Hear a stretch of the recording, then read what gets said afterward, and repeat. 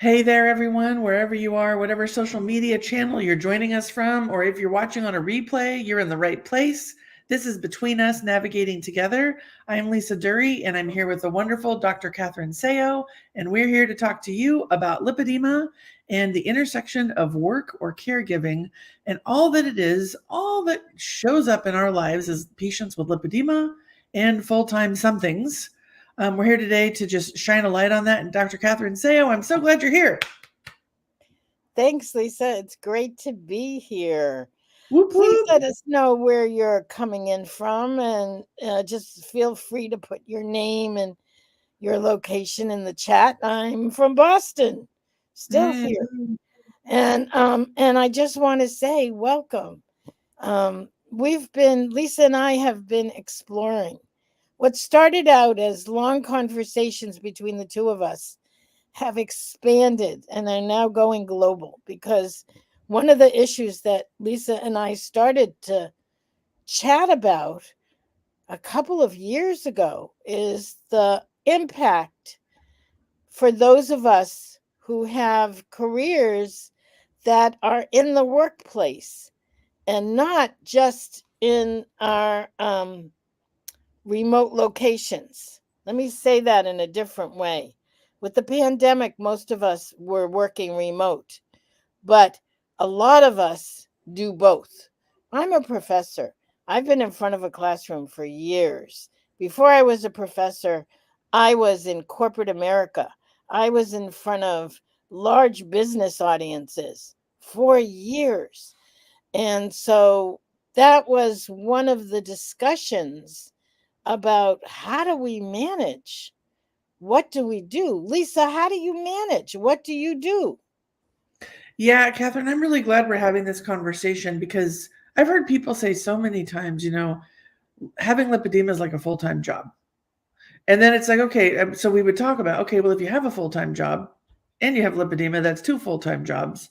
And if you're in a relationship or you're parenting or caregiving, how many jobs does one person need? Right. So I think this conversation is so needed. And for me personally, one of the things that's really highlighting for me as I've been on this journey of even learning I have lipedema, much less working to manage it, is how exhausted I get sometimes just trying to do it all and how I keep trying to stay positive for my family, not complain,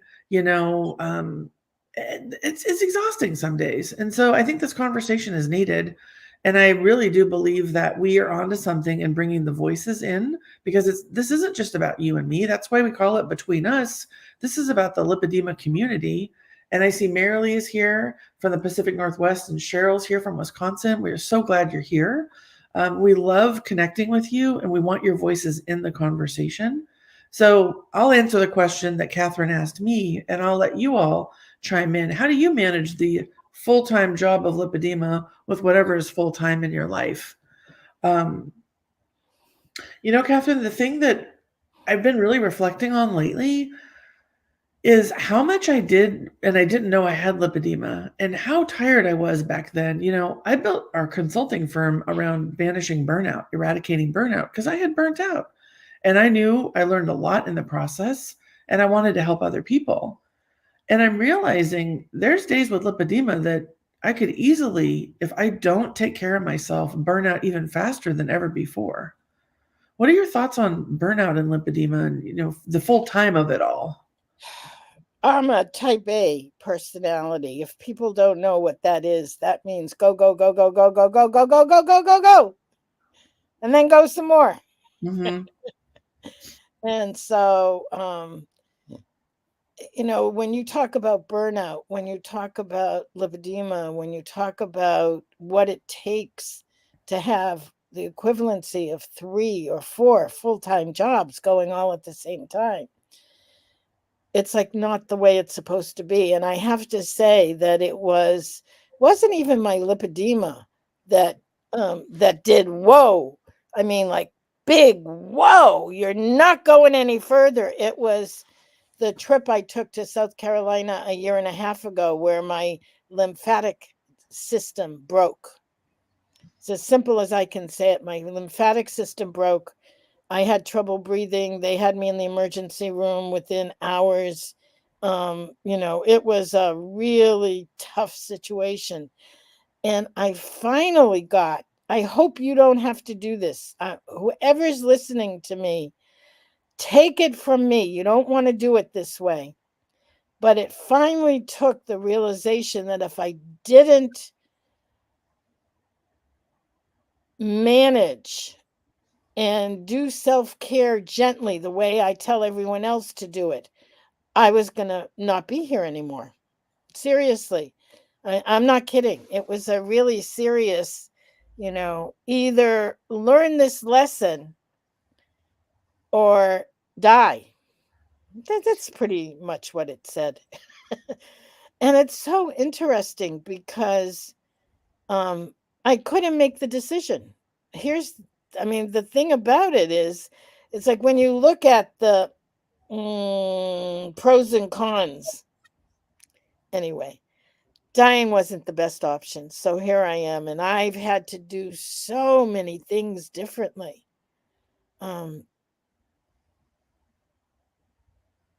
Including having Lisa yell at me a few times. Well, it's funny, Catherine. I appreciate this story so much because I was like, Catherine, I burnt out. This is what burnout looks like, right? You're in an epic downward spiral. You need to take care of yourself, and that's hard when you're telling someone who's going, and you want to give them the space to figure it out on their own. But I think, Catherine, in this story, one of the greatest things I've learned in our relationship is that when you love someone, and I love you, right? And you care about someone, whether it's you're their boss or their partner or their family member or colleague, you have to, this is what I know about burnout. You have to say to the person, hey, I'm kind of worried. I'm noticing some things, right? It's almost like when people want to say, I see someone with lipedema on the street. Do you say something or not? Right? I think when you're seeing someone who's managing their work, which you were doing, and managing their body, which you were doing, and it's colliding, the greatest gift we can give each other is some compassion, and also saying, hey, I'm worried. This is what I'm noticing. Right? I mean, you say I yelled at you, but I was gentle. I was a gentle yeller. I was firm. There were days I was firm. No, Catherine. you really didn't yell at me. I mean, when I say yell at me, you were like, wake up. You've got to do this. You've got to take care of yourself in a very firm and kind and loving way. But when you're so, our conversations about this really have to do with, how do you make accommodations? How do you get others to make accommodations? But I want to say, how do you care for and do your own accommodations? Where you say, I've been working 7 days a week. I don't think that's such a good idea anymore. I think that even if I work 5 days a week, that's pretty good. So, I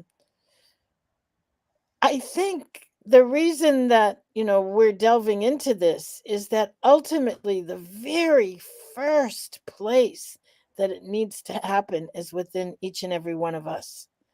We need to make that decision for ourselves, like you did.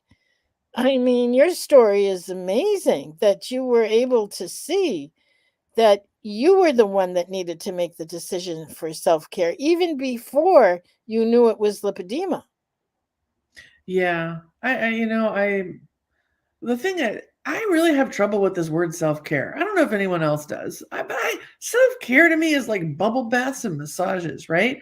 And when I think about like lipedema, and I know that self-care is more than that, but this is just how I grew up thinking about self-care. It was that's what other people do. I'm going to get scrappy and I got to get SHIT done, right? Well, there's no time for self-care. I love seeing the comments from Victoria and Lisa and Brendan and Sandra. Thank you. Because for me, it was like self-care. I'll do that later. It's like people say I'll sleep when I'm dead, right? But what I learned in the burnout experience that I had was how restorative sleep is, that our body is actually regenerating and healing in sleep. How important nutrition is for our mental health and our physical bodies. And I learned that before I learned I had lipedema. So when lipedema became something I was aware of, I was really grateful that I had already had the burnout experience to remember, oh, I'm not being self-care. Self-care, I'm not being selfish. Self-care isn't selfish. Self-care is essential. It's like oxygen, especially when you have lipedema. So, yeah, there's days, Catherine, that it is not easy. Mm-hmm. And you've seen me. I mean, sometimes I do mornings meetings with Catherine. I'm in my lymphatic pump in my pajamas, and I call it my witness protection program because all the lights are off, my family's still asleep. And this work matters to me, so I do that. And I'm in my pump anyway, but there's days I just want to sleep in and not do the pump. There's days when I'm just like, oh, what is the damn point, right? You have those ups and downs because there's a heaviness to this, and I think that's why community matters because Mm-hmm. I know, oh, I'm going to see Catherine. She gets it. And, so many times you'll just pump me up with a moment of just a reflection or an awareness of, look at you pumping and working. Like you're showing other people it's possible. So I think this conversation, especially when we think about self-care for our bodies Mm-hmm. and our minds, it's not selfish. And I've spent 50 plus years unlearning that it is Mm-hmm. not a selfish thing. Yeah. So you said something about nutrition, and I want to pick up on it because it's a lesson that I'm learning currently, which is that so I've been up and down and all over the place with keto. Keto worked for me when I started. I actually went carnivore for a while, which I mean, coming from being a vegetarian, I went carnivore, so imagine that. But it was helping with what I felt was the most important thing, which was to take pounds off and to lose weight. That is always my most important thing until recently. So as I've been sick and I've had an inordinate weight gain, I've gained like over 50 pounds. I just got more and more frustrated. And one of the things that I began to realize is that I was not treating my body with nutrition. I Mm. was, besides being frustrated and just trying my best because it was such a break in my lymphatic system, there was very little I could do nutritionally, but I had to eat protein. I mean, it was like sounds so simple, and yet it wasn't because I'm used to very radical attempts. And so this whole notion about personalizing nutrition became tantamount to understanding health and well-being. I want to, can I join you on this, Catherine? So, one of the things, if I were to let everyone into my unspoken world, nutrition for me, I have a love hate relationship with it. And I have definitely, over the years, gained and lost so much weight that I've finally started to realize that I have not really treated my body well. It's like I either restrict so much or I do whatever because everyone else is doing it. And neither one of those is good for my body. And yet I didn't really understand the impact on my mental and physical self when I was doing this all these years, trying to make my body look like someone else's. And so this topic for me is I've learned a lot watching you go through what's been going on this last year and what you've been trying. I've learned so much from Siobhan Huggins, the research specialist from Lipedema Project. Everyone knows her. And from Dr. Leslyn Keith, as she's talking about nutrition and lymphatics. And I'm realizing that that's like the baseline of self-care is what we're putting into our body as medicine. Like what actually feels good, what makes me not swell so much, what causes pain in my knees. And I had to really slow down and learn to listen to my body. And I've been ignoring my body most of my life. And so to make friends with it has been, I'm still doing that. I mean, let's get real. I'm still doing that. And when I think about managing the full-time lipedema, right? Managing your full-time career or whatever's full-time in your life, you got to eat. And there's just days I'm like, whatever. I don't even know what to do anymore. And so I'm really looking forward to the upcoming Heart to Heart 3-day event, the virtual event we're doing, the event conference as we're calling it. And the reason I'm excited about it is I feel like I'm going to learn a lot more. So I'm only a couple years in, right? There's so much to learn. And the experts that you guys have brought together, the experts that are inside the organization of Lipedema Simplified and Lipedema Project, I'm really excited. And I was worried in the beginning thinking, well, I should know all this already. I'm on the core team here, right? And then I gave myself permission to be a learner and to show up and be curious and open-minded. And now I'm excited. Before I was like, I don't know, we're talking nutrition. Here we go again, right? And now I'm like, wait, what one thing or what two things or what three things might I learn to even make living in this body a little more pleasurable and a little less painful? So I just want to say, I know we're talking about accommodations. I think part of it is accommodating a mindset of being a learner and allowing ourselves and embracing that, I don't have to have all the answers. I'm learning this too. That is so great. Let me say it in a different way, because I want to really emphasize that regardless of where one is on the pathway around nutrition, when you have the kind of issues that we have with lipedema and lymphedema, it is the express highway to change. It doesn't matter what, because it can be one small thing that you can pick up and start doing. Like one of the things that I did at one point is I gave up dairy. It made a huge difference. For some of us, dairy is incredibly inflammation. It creates inflammatory. And when I gave up dairy, now I still struggle with it. I found that I can do some dairy and not all dairy, like all of this.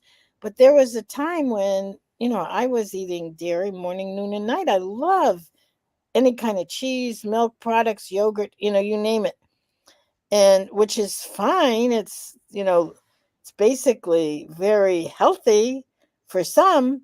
Anyway, it was quite a journey. And so those are the kinds of things that there was one woman that came to one of our events, and I'll never forget it because it was like stunning. She was in so much pain that she was, on working with the pain clinic. And within a week, her pain went away. And so much of our pain is created by inflammation. What is inflammation? You cut yourself, minor cut.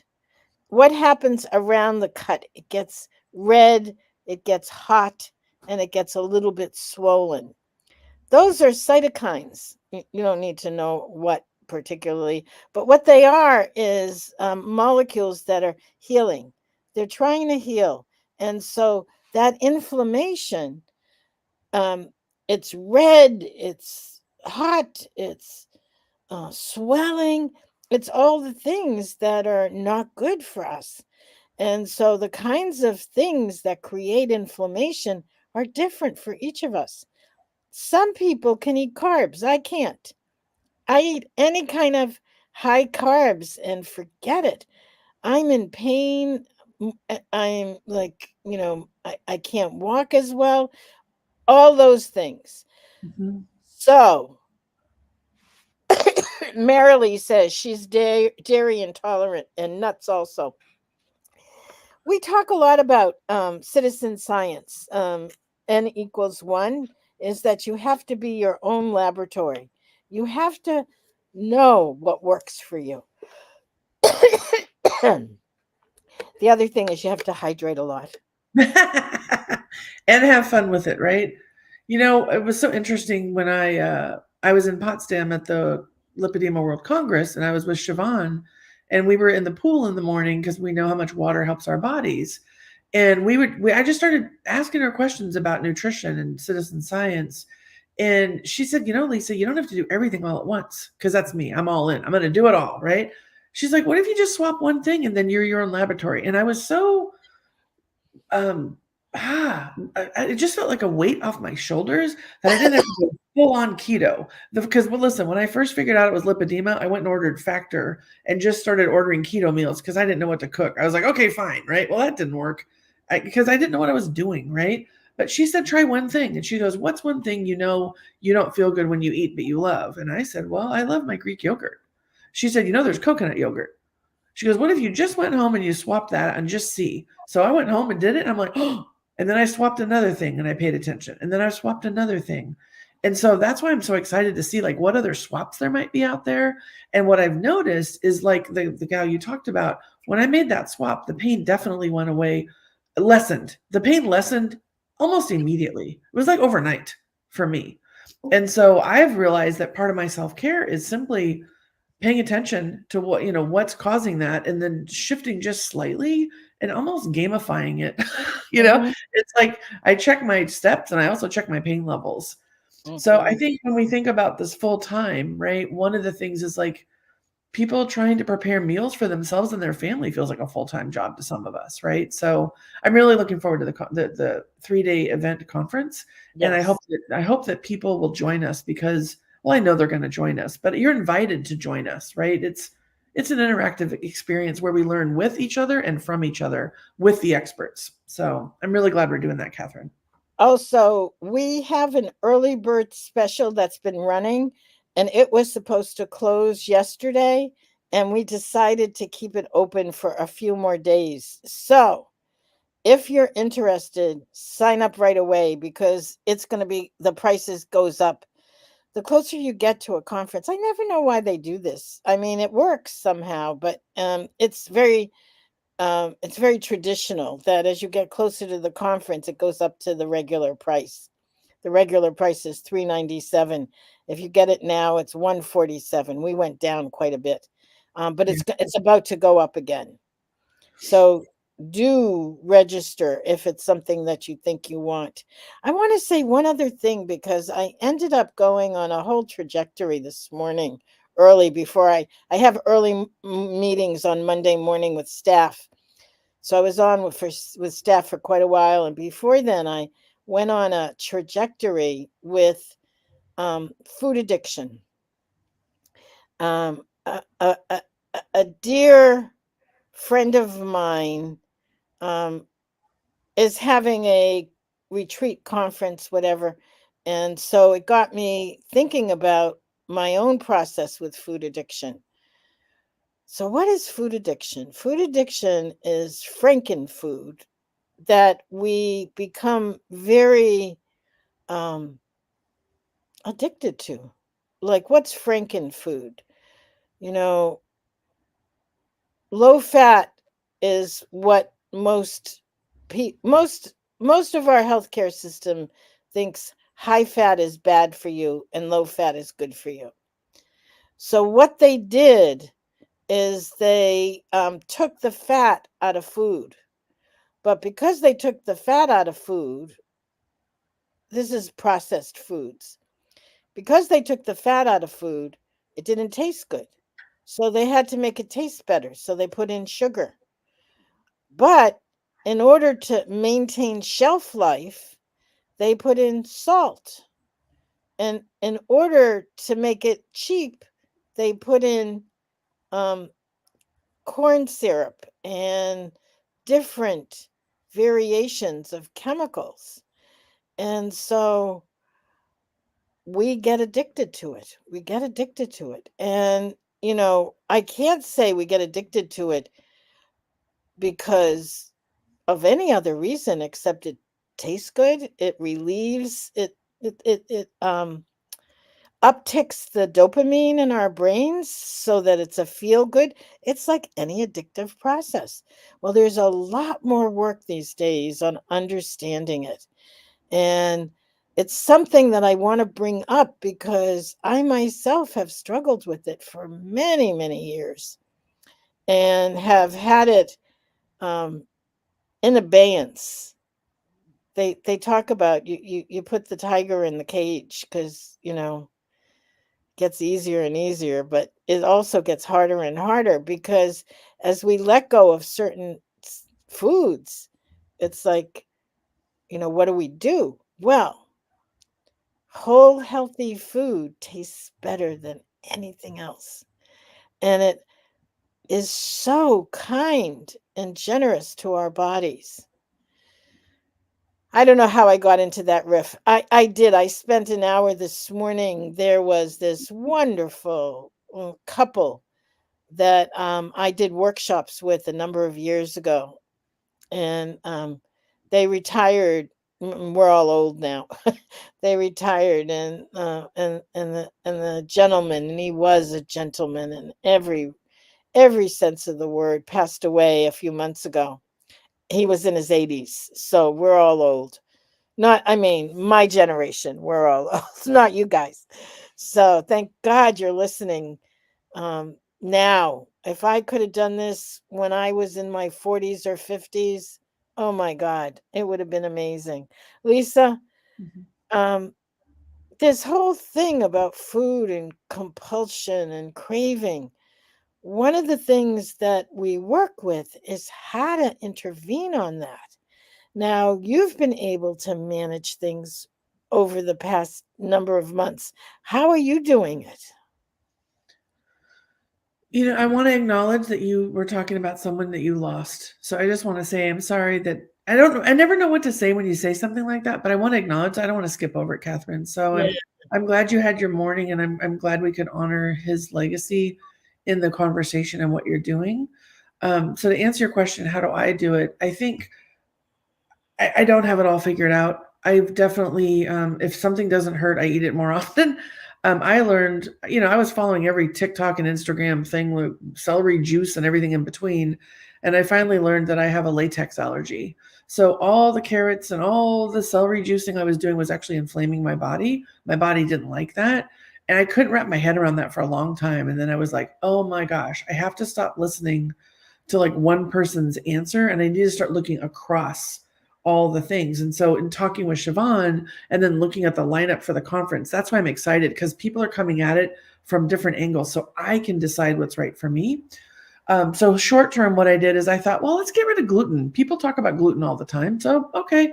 So I got rid of gluten, and that was a game changer for me. I'm using my lymphatic pump regularly, as you know, while I'm working multiple times a day. Um, and I think talking to my family, I call it making a healthy choice. I don't call it a diet. So I'll just say, hey, guys, I'm working on a healthy choice. Like, we're traveling right now. I don't have my background up. I'm somewhere else. And I was like, okay, I looked up restaurants ahead of time. Like, where can I eat? And we brought food back to where we were so I could make some stuff too. Um, I think I want to bring up Carmen's comment if we can, because she's talking about it through the lens of she knew about keto before, right? So I love the reference to keto and nutrition customization, because this is what we're talking about. You found out before, before you knew about lipedema with the help of a nutritionist.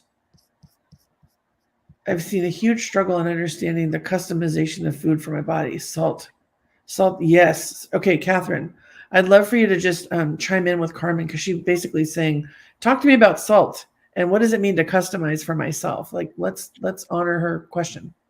Yeah, I as well saw her question and went, fabulous question. It's not so much about salt. Let me talk about it at a much higher level. It's customization. And I would even call customization personalization.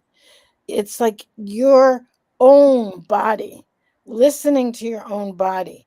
It's like Siobhan's question to Lisa, what's something that you eat that doesn't make you feel great? You feel afterwards, you feel some kind of something.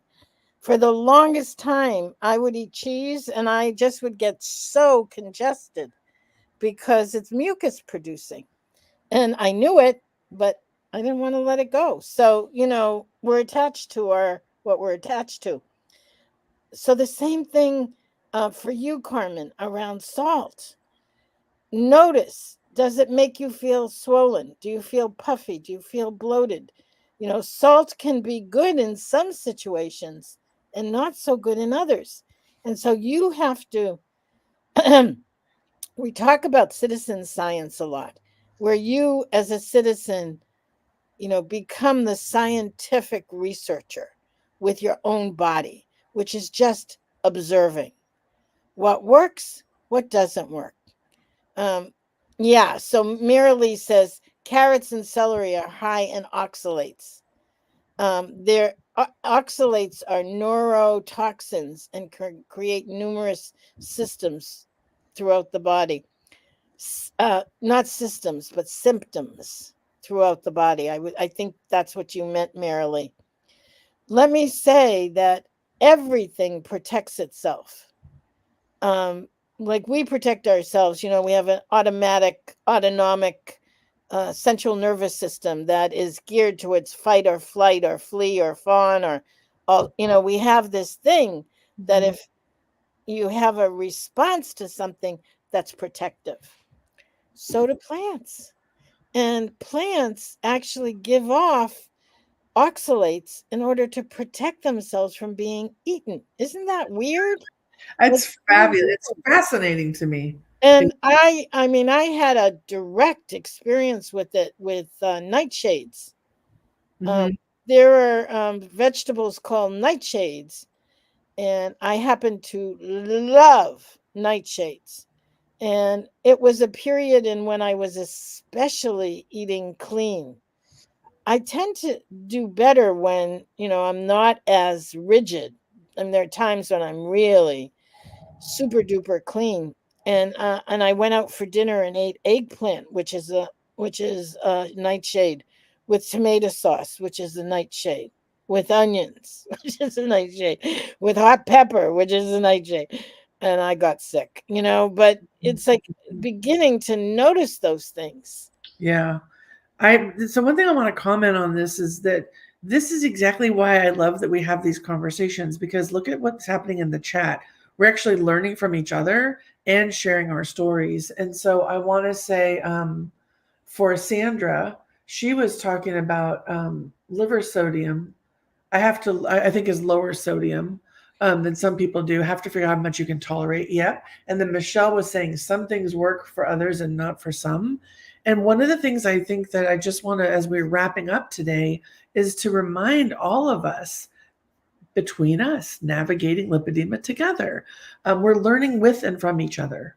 And one of the things that my invitation to myself is that while I'm here co-hosting this with you, Catherine, the wisdom is in the community, right? It's in with the clinicians, it's with the patients, and in the interactions we have with each other.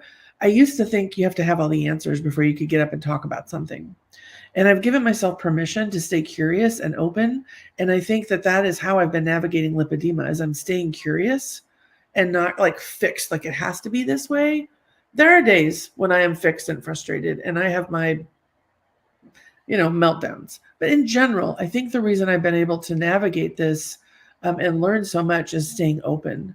So as we wrap up today, Catherine, do you have any thoughts or invitations for folks as they're thinking about, nutrition as fuel and as medicine for our bodies, the full-time lipedema with the full-time whatever? What's some wisdom you can impart or a question to ask the audience as we wrap up today, just to leave us with a thought, an idea? What comes to mind? Yeah, I would say something that has been a companion for me has been, what small action can I do today? Not tomorrow, not next week, not after I've seen such and such doctor, not after I've lost X amount of weight, but what can I do today that can enhance my life in just the smallest, tiniest way? And then answering that and then doing it, and then doing it again tomorrow, and then doing it again tomorrow. And then I'm a big one for asking for support when I need it. It took me a long time to learn it, so I do that. And our event conferences are all about that, all about getting this help and support and connection that you need. Coaching, all of it is available. The conversation is great. I want to put Rhonda's voice in because This is great advice. She says cutting out salt was huge for me. I never realized how bloated I was because I was bloated all the time. Cutting out maltodextrin was also huge, and it is so much different. And it is in so much different foods and is higher on the glycemic index than sugar. Maltodextrin, the other one is, oh, what's the thing they put in Chinese food? I always get anything I have without it. The MSG. MSG. Mm-hmm. There are certain substances that are chemical and not good for us. Thanks, Rhonda. That's a great one. Yeah. So, one of the things you can do is read labels. Just when you go to the grocery store, read the label. If you can't understand what's in the food, don't buy it. Yeah. It's interesting. I think back when I was stage 1, stage 2 earlier in my life. If I had understood more about nutrition then, I often wonder, because I lived with pain for so long, I just thought it was normal. So I'm hoping as more awareness happens and we are looking at people in stage 1 and stage 2 figuring this out so much sooner than I did at stage 3, my highest hope is that this conversation about really reading the labels, doing the one small action, what becomes possible for you when you do that, right? So, Catherine, thank you for the conversation today, and to Rhonda and all the folks that brought your voices in. I really hope that is exactly why we wanted to do this, so we could be in this together. And we hope to see you at the Heart to Heart event. And we'll see you next Monday as well, Catherine, right? We're going to be back on next Monday. Yes, and we have your friend that you met at Potsdam coming to chat with us. Oh, that's right. So Crystal Ellingson will be with us, and she's a wonderful advocate and ally for all patients. And she's in Canada, and she's working to change the Canadian medical system. It's no joke. So we're excited to have her as our guest next week. That's right. I'm excited. Yes, but you'll be All right. So Well, thank you. yeah. Thank you, Lisa. Thank you all. Yeah. If this conversation was helpful to you, please like and share this conversation. Join us next week as well. And until next Monday, we'll see you then. Thanks.